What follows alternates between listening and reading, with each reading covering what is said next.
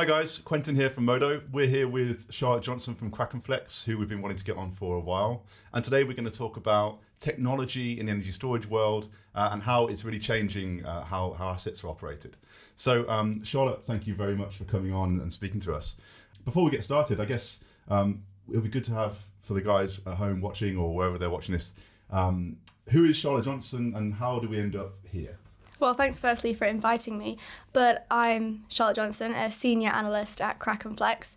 I've been with the company for nearly 4 years now, or just under 4 years, and there's two main areas that I focus on. One is the commercial side, so basically market modelling and market insights, and the other is strategy, so looking at the business strategy for KrakenFlex in alignment with the wider Octopus Energy group.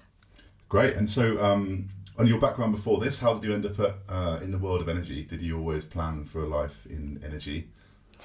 I say that's slightly tongue-in-cheek. I don't think anyone. So at university, I studied geography, physical geography, and then I did a master's in climate modelling, really looking at the melt rate of the Greenland ice sheet. And I think from that, obviously, carbon emissions is a massive thing and a huge driver. And I think I looked at the energy industry. They're responsible for a huge proportion of carbon emissions. So it felt like kind of the next step to do something practical in the space. Awesome. Okay. And so KrakenFlex. Okay, let's get this out of the way. So KrakenFlex and Octopus Group. Who's KrakenFlex and how do you fit in with Octopus and what do you do?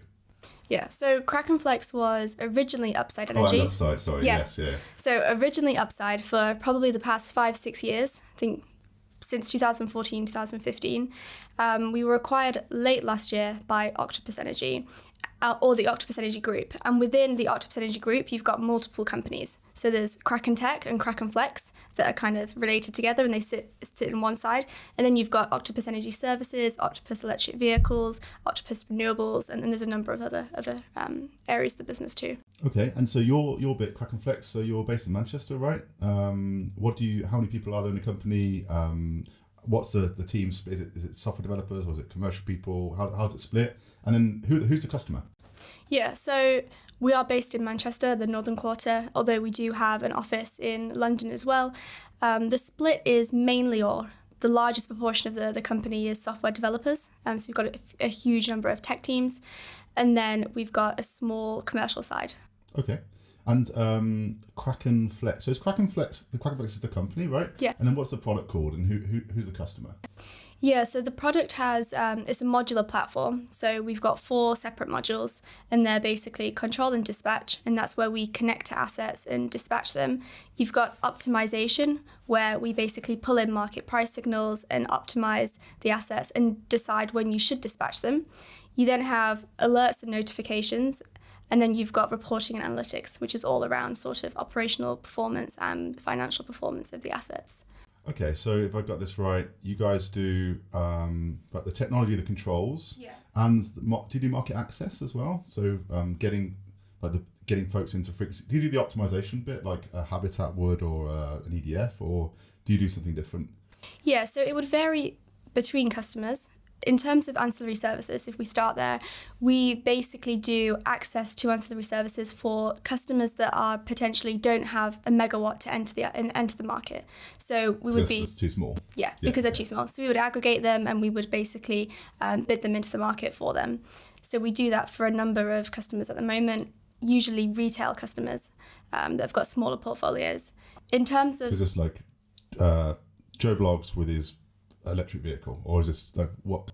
Slightly larger than that, to be honest. I don't think there's many electric vehicles in the ancillary service market at the moment, but it's usually CNI or small businesses. So, for example, some have got 200 kilowatt batteries, 100 kilowatt batteries, that kind of range. Okay, cool.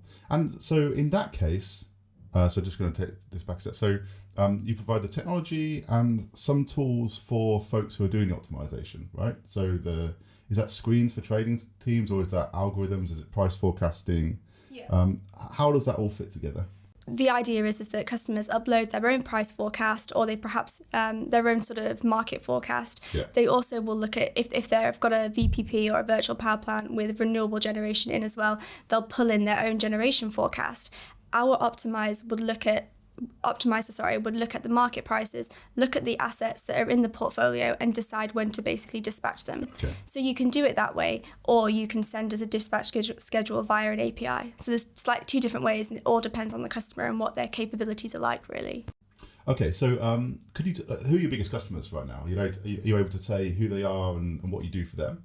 Yeah, so we have 4 key customer groups, and the first one starting with would be asset owners. So they're sort of large fund owners that have invested in grid-scale battery projects or renewable projects. So you've got kind of the likes of Eel Power would be one of them.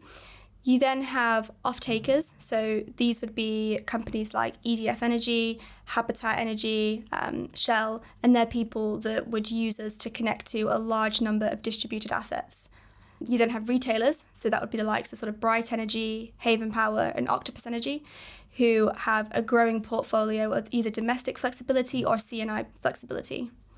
And then the final group is system operators, and that would be the likes of sort of transmission system operators or distribution system operators.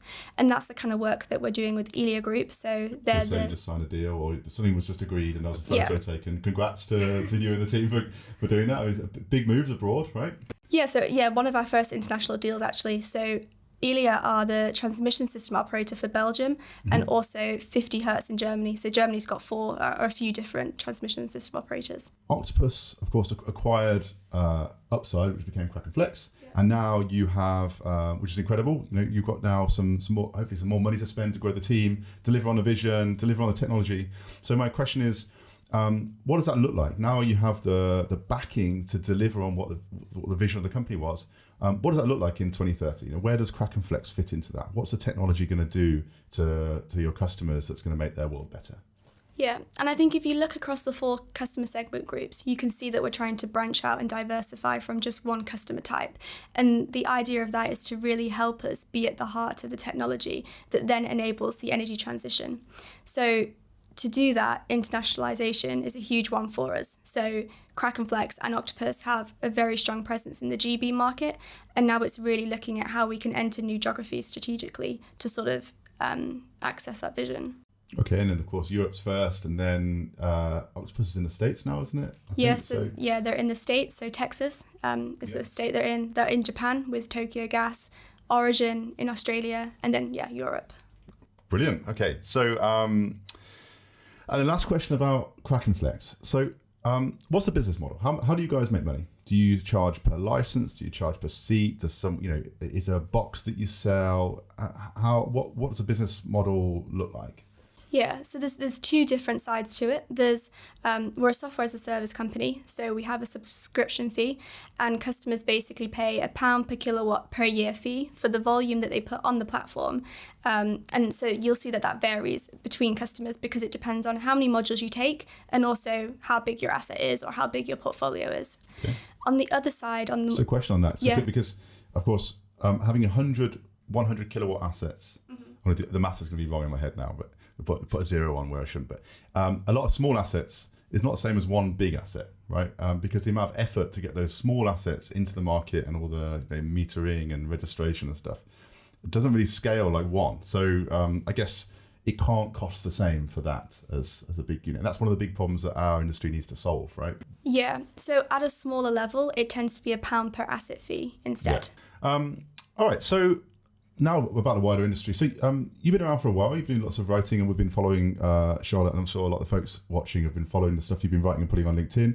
And I just want to say it's absolutely terrific. So thank you on behalf of us for putting the time in and releasing that work. So in your view of the industry as a technology provider, where does Kraken Flex sit from people who build assets and own them all the way up to the end user?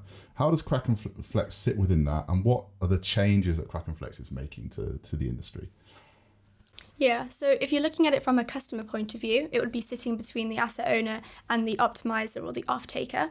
If you're looking at it from where we physically sit in the sort of integration stack, you would have the site controller, which is someone that does all the lower level functionality on the site. So things like sort of HVAC systems, fire suppression and detection, all the kind of monitoring and controlling of switchgear. And they're usually done by in our industry, they're called SCADA systems, but you often hear the term sort of PPC, so a power plant controller, an EMS, an energy management system, or a BMS, a battery management system. So they're sort of the collective terms for a SCADA technology. We interface with that technology, and we do so by putting a piece of hardware on site, which we call a gateway. And that gateway then allows us to communicate with the asset and also back to our cloud. And that's obviously what our customers then use to dispatch the asset through the cloud. So it's that kind of bridge between the physical asset and the cloud. Okay, and do you provide the metering as well? So the comms for registering and metering and all the stuff for being a BMU, and do you do that? So we don't own any of the meters on site, so we don't take any kind of liability there. That's all done by the EPC that usually organises or configures the site. Okay. But we would obviously advise on when you're looking at going into different markets with your asset, you really need to think about what metering you need, so the accuracy and also the resolution of it. So we can advise on that, but we wouldn't go out and procure it and install it on the site. Okay, well, let's talk about that for a second, because you guys... I'm not going to put you on the spot and say how many assets do you control now, but quite a few, and they're in a lot of different services. And so you have to pre-qualify for a lot of different services, and they're using your technology to do that. So if it's okay, can you just talk a little bit about pre-qualifying for ancillary services? So for example, in the last year we've had dynamic containment. One of the interesting things about dynamic containment, which is the new frequency response service, is it's new, it's fast, and the regime for testing to pre-qualify to get into that service, it's quite a bit more complicated than it used to be for FFR or older services. And so the technology requirements to pass those tests are pretty stringent. So what's your journey been like at KrakenFlex? I keep on trying to call you Upside, and it's very but at KrakenFlex, what's your journey been like, and what have you learned? What can you share with folks who are listening on how they can make sure they don't fall down any traps? Yeah, there's been some really great developments with dynamic containment, because if you think about, it's the first sort of ancillary service that Grid has brought out that actually allows you or gives you specific rules on how you manage your state of charge or state of energy, which is really important for energy limited assets. So that's great. When you think of the metering, it requires 1 Hertz operational metering and 20 Hertz performance metering. So one type of operational. What does that mean, operational metering? So operational metering is the metering that goes in real time to National Grid's control room, and it's secondly, so 1 Hertz. And then the performance metering is 20 Hertz, which would be delivered an hour after the event to National Grid. Okay, so National Grid once a second can see generally what you're doing, and then if there's a big frequency event, right, low frequency, something falls off the system, a wind farm trips, something like that, then they can look back through the data at 20 Hertz, or 20 times a second, and see, did you do what you're supposed to do? Yeah, so the 20 Hertz is all there to basically validate your response and to prove that you did it. In the past with DFR, the way Grid validated it was through audits or spot checks, and they would ask for it in secondly readings for a 4-hour block. In Excel sheets. Yeah, it used to be like, send us an Excel sheet from last month. Like, really? Yeah. Is the world still run on Excel sheets? So we don't use Excel sheets anymore. No, that's good. That's great. And so passing the test. So hypothetically, because when we're just talking about energy storage on this podcast, although we do tend to talk about all sorts of stuff. Hypothetically, we've got the Modo Awesome Energy Storage Limited, and we have got 20 fantastic containers on a great site that are ready to go and get into dynamic containment. And we have used KrakenFlex for our technology provider. And so we want to get these, this 20 megawatt site or whatever it is, into the market. What's the process of us pre-qualifying? What do you have to do at KrakenFlex? Yeah, so we need to look at the metering requirements to make sure that you've got the right meters on site and the site is configured in the right way. Yep. Then you would go speak to an independent technical expert. So there's someone that essentially, or an ITE that was set up by National Grid a few years ago to try and speed up that process from when you've done your DFR testing or your DC testing. Instead of sending it to National Grid, you can send it to an ITE who would sign off it, and then you'd be able to send it to National Grid. So it's supposed to make it much quicker. So you do the tests, so we'll talk about the tests in a second, but you do the tests, and then you get an expert in who is some sort of engineering bod, someone from, I don't know, one of the big engineering consultancies, I'd imagine, come in, look through your data, and then they sign it off. And then National Grid says, an IT independent technical expert is happy with this, so therefore National Grid is happy with it. Is that how it works? Yeah, with the ITE though, there's something to sort of bear in mind, that the earlier you bring them in or the earlier you engage them often is better, because all ITEs are very different in how they work. There's not a consistent approach. Some of them will look at the test results on an Excel spreadsheet and just sign it off and be happy. Others will actually want us to go on a site visit and look at how the site's configured and look at the metering and start to probe more into about how you've generated the results. So the earlier you can kind of engage them, the better you can sort of de-risk the projects. And so if I stop me if I'm wrong here, but so you do the tests, you get a load of results, which is data in an Excel sheet or something else, right? Yeah. And then the IT's job is to say, did that battery do what the data says it did? Yeah. And are we measuring it in the right way? Yeah, exactly. Okay. Yeah. Okay. And then what about the actual tests? So what do I need to prove to National Grid to make sure I can get into DC?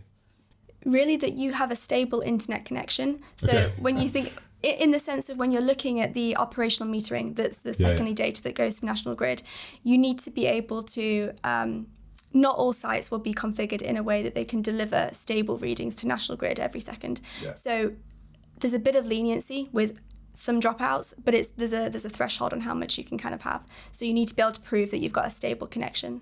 Just probably a bugbear of mine, having been involved in quite a few projects over the years. For anyone who's developing projects or building projects, make sure you get your OpenReach connection pretty early in the build out. Don't get to, you don't want to come to switch it on and then think, oh, okay, where's this BT box I need to connect to? Because it can take ages for such a small thing. And so these are mostly wired connections for Kraken, is it? Or do you do 4G cards? How does it work? So there's a bit of both. So our preference, is usually to have a direct line. In reality, it's not possible on all sites. So a 4G connection is often used as well. And what we tend to do on those sites is to add an additional 4G SIM with a different network provider so that you've got some sort of redundancy if one of them goes down. Great. Okay, so coming back to assets for a second, what are the differences between the assets that you connect to? So a battery does not equal the same, but all these battery assets are different. We should do a calendar of these batteries one day, but they're all slightly different. They all respond very differently. You've got containerized systems out there. You've got in 40-foot containers, 20-foot containers, separate inverters, integrated systems, loads of different ways that these assets can be configured. And so if I was building an asset today and I knew that I wanted to use KrakenFlex's services in the future, what should I think about when I'm specifying this asset to make sure it's going to be a good asset for you to connect to? So we need a fixed line, a broadband connection. Or a strong 4G connection. Connection. What else do we need? I think you've already kind of alluded to it. Thinking about the markets you want the asset to participate in. So if it's dynamic containment or if it's the balancing mechanism, can you do that 1 Hertz operational metering? And so for that, you'll need the right meter. Likewise, with dynamic containment, you'll need a 20 Hertz performance meter. So have you got a frequency meter that can monitor frequency at 20 Hertz? Then also an active power meter that can actually report on your readings at 20 Hertz. So 20 readings a second. It's a lot of data to be constantly sending out. Yeah. A huge volume of data compared to previous sort of markets. And then the final thing is then looking at what else is on the site. So do you need any sub-metering? So a lot of battery sites tend to put, or later down the line want to put electric vehicle charging or other assets behind the meter. So thinking about, do you have the right sub-metering and how's the site configured so that you can still deliver your DC response whilst also having other assets on the site that don't invalidate that response. KrakenFlex connects to all sorts of different types of assets, right? So you've got big, sexy, big batteries that we love. But I hear that the smaller ones are also very interesting. So can you talk to us a little bit about behind the meter, small assets, how they're different from the big ones, and what's different on the technology, in the technology realm? Yeah, so in principle, when we connect to them, it's the same in the sense that they all have the same level of safety, security, and reliability built into the site. The difference, though, is that on a large site, so take a 70 megawatt battery farm or 110 megawatts of wind, you would have more redundancy built in or resiliency built in. So we would do additional frequency meters, we would do additional industrial PCs, just so that if anything goes down, you've got a backup. When it comes to domestic sites or smaller sites, so a few hundred kilowatts, you might have a cloud-to-cloud integration with a manufacturer, and that just makes it more cost effective for the customer, and also less disruptive because you don't need to. So cloud to cloud, does that mean that KrakenFlex is talking to, say it's a, we always, I don't want to use Tesla again, let's use a different one. Say you've got a BYD battery in your house, and so KrakenFlex would have an API to BYD's cloud server which would control the battery. So you wouldn't be speaking directly to the battery, you'd be going through the OEM's cloud service. Yeah, which is great for kind of cutting the cost down and making it more scalable. The only drawback that you might have is latency between the two card systems, which means you might not be able to do a service like dynamic containment. Okay. And so these smaller, so you talked there, so there's more redundancy in bigger sites, and sometimes you won't put your own hardware on the site, I assume, so you just control it all via an API. How about the performance? Are smaller assets, do they perform worse than bigger assets because they're, I'm going to say something tongue-in-cheek here, but cheaper? Of course, there's a scaling cost, but how are they more difficult to get into ancillary services? Are they more of a headache, or are they easier? Quite a loaded question. Yeah, it is a loaded question. There's a few things. So if you're a small site, you'd need to be aggregated to get into an ancillary service market, which then means you need to be tested individually and also at a portfolio level. And every time you then add in a new asset or drop it into that portfolio, you have to retest the whole portfolio again. So making sure that you've got a time window blocked out to perform those tests with, I mean, if you think about electric vehicles, you're talking about hundreds of electric vehicles that you would need to get to a megawatt to then be able to test. So orchestrating that test is difficult. You also have the challenge that some of the inverters are not necessarily the same. They haven't been set up to do dynamic containment. Whereas if you're buying a large sort of 50 megawatt, 70 megawatt site, the containers you're buying have been made and spec'd out to be able to enter these markets. So there's different sides to it, yeah. Makes sense. And now we're going to get to the bit that we really want to talk about. So everybody knows Charlotte Johnson from some of the stuff you've been writing recently. We are massive fans of the work that you've put out on LinkedIn and on your blogs. Not only the work itself and the analysis, which is awesome, but the titles of some of these pieces. And one of them that we particularly liked recently was an imperfect storm with in brackets about this winter, and some of the stuff that you talked about in that piece has really come to the front of everybody's attention since it's been written, right? So you talked about this winter being tough for our industry in lots of different ways, and I wonder whether you could just talk through what that research involved and what your view is of the market now. And let's just chat it through. Yeah, so I originally wrote that, I think it was end of September, beginning of October time, when there was so much going on in the media about the crazy sort of volatile market prices that we were experiencing. And I really wanted to sort of disaggregate or separate the difference between the extreme pricing that we saw in the first few weeks of September versus the kind of consistently sustained high prices of gas and electricity due to rising commodity costs that we'd seen the whole year. And I think that was kind of mixed. I don't think the message was really delivered clearly, and particularly not in the media with all the sort of noise that there was about what was going on. So what was the purpose of the piece?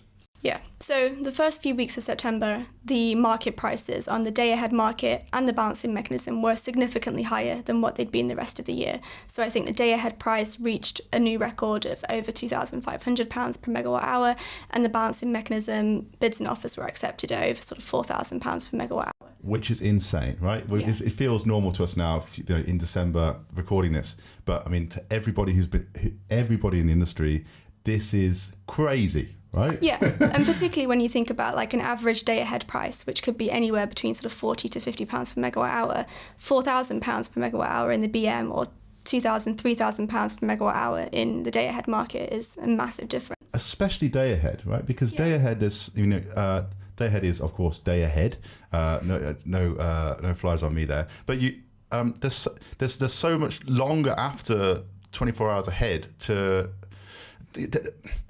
Usually 24 hours ahead, you can take so many actions to bring the cost of that electricity down. There's so many things you can do, but because markets are so tight, we were seeing just insane prices. And what does this mean for everybody? Yeah, well, I think September was unique, though, in the sense that we weren't into the winter months yet, and we were still sort of coming out of summer. So you had so many plants offline, like the nuclear outages for summer maintenance, and the same with sort of thermal generators as well. So you had a huge volume of capacity that was missing off the system. And our market or our grid is so heavily reliant on gas. So when no one else is around, it's the gas generators that will have to set the price and will have to kind of step in. And I think that's why we saw the kind of extreme pricing. And it didn't help that wind was obviously unseasonably low during that 3-week period, and very low. I think it was like below 2 gigawatts, and there's about over 20 gigawatts of wind installed. So 10% of what is installed was obviously generating. So we've got unavailability of plant. It is the perfect storm, right? So we've got the unavailability of plant. We've got crazy high gas prices that we don't yet, even in December of recording this, we can't see an end to that. And then power prices are mostly set by, well, in the BM, in many cases in the electricity market, power prices are set by the most expensive generator in many cases. And when it's not very windy, the power price is set by gas generators anyway, but especially when it's not very windy, it's set by gas and in some cases coal, which we saw some really high prices there. Does KrakenFlex control DSR? Because I've been thinking, this is perfect for DSR, and even some of these backup diesel generators that have got capacity market contracts and whatnot. Surely they should be running now and making an absolute killing. I don't know whether that's actually happening in practice. But does KrakenFlex do DSR too? Yeah, so we do have a growing portfolio of DSR customers that are all sort of on the CNI side. So that kind of encompasses industrial heat pumps, sort of factory lines that you can turn down, refrigeration, HVAC systems, and then some backup generation. I guess if you're a plant that produces stuff in the UK and that requires a lot of energy, you are basically doing DSR whether you like it or not now, because every day you're looking at your electricity bill and you're going, holy smokes, what can we turn off to save electricity? Which is basically DSR without an aggregator. Anyway, we digress. So what the imperfect storm, this winter, craziness across the board, what does this mean for flexible assets, and what's the opportunity out there? It's a huge opportunity for providers that have got dispatchable technologies or flexible assets, like you said, because if you have a battery, you can obviously discharge into those kind of peak prices, whether it's day ahead or you can opt to enter into the BM. And the same with sort of gas generation as well. A lot of gas generators were holding back capacity on the day ahead market in the hope that they would be successful in the balancing mechanism. Yeah, I mean, peakers right now, after so many years, so many peakers got built. They were developed and got built in sort of 2017, 18, 19, 20. And then everyone said, we don't want peakers anymore. We only want batteries, which is, of course, we're battery enthusiasts, so that's great. But now if you own peakers, despite, peak evaluations this year went really low, and nobody wanted to touch peakers because they were dirty gas. And then, of course, peakers now running are making an absolute killing. Yeah. So just very, very interesting. We do need some sort of peaking generation out there, and there is a big opportunity for it. And then come back to the imperfect storm. I'm just wandering around this conversation, just knocking on doors and just going crazy. So imperfect storm, how did you finish? Because you did, if I remember correctly, there was scenario analysis. Was that your own forecast, or was that the KrakenFlex forecast, or how did the scenario analysis work, and what was the outcome? Yeah, so I think it was a combination of some of the historic things we saw in the market. So we looked at how much generators were making. I think for September it was sort of double what they'd made in previous months. And likewise for batteries, what a battery could have made or what their opportunity would have been during those sort of weeks. But really it was looking forward to looking at National Grid's winter outlook, which looked at the derated margins, and trying to see what's the probability or what's the chance that we're going to see those extreme prices that we saw in September again in the winter months. And so I don't know if you saw National Grid's winter outlook, but they basically said that the derated margin was going to be between 3 to 4 gigawatts. And the derated margin is just basically used to illustrate any excess capacity above the underlying demand. So at peak demand, they're saying, when everybody, classic, when Corrie's on, everyone's using their kettle. No, peak demand on a weekday triad period usually. There's going to be X gigawatts of demand on the system, and we at National Grid, we think we've got 3 or 4 gigawatts on top spare capacity. Is that what they're saying? Yeah. That's quite frightening. And so what's the normal number for derated margin? Well, it's still higher than what we saw in September. September was below sort of 2 gigawatts. So it's not too far off what we usually see in winter. I think the lowest that we've had in winter in the past 5 years has been slightly below 3 gigawatts. Okay. But the fact that it's 3 to 4 is above the lowest. So not the highest, but not the lowest. Okay. Still though, my basic mind, that's still, I mean, a big nuclear plant is not far off that. You know, if we say we had a trip, quite worrying. Of course, there's other things they can do. There's other things at disposal. We had a capacity market event, a capacity market notice this week or last week, which was rather exciting. Do you think we're going to have a capacity market event soon? We're all very excited to finally have a capacity market event. Is it going to happen?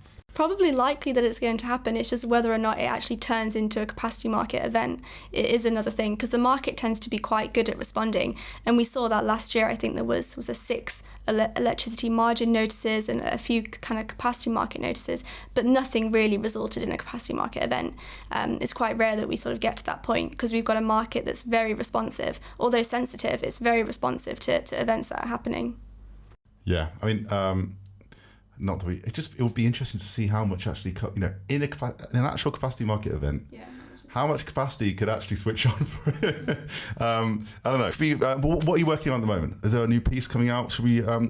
Yes, there is a new one.